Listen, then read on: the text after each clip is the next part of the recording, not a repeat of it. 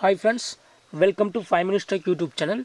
Here is Samsung Galaxy S23 Ultra 5G smartphone. In this video, you will learn how to change system sound in your phone Samsung Galaxy S23 Ultra 5G. First of all, go to the settings of your phone here. Then go to sounds and vibration, and here select system sound and click on system sound theme.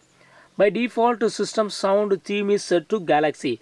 Choose the sound theme to use for touch interactions, charging, changing the sound mode, Samsung keyboard, phone keypad, volume buttons, and low battery notifications.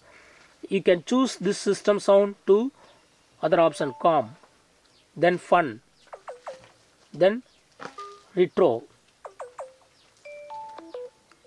So you can choose from the available four system sound theme. Okay, in this way you can easily change system sound in your phone Samsung Galaxy S23 Ultra 5G. That's all friends, thanks for watching, bye.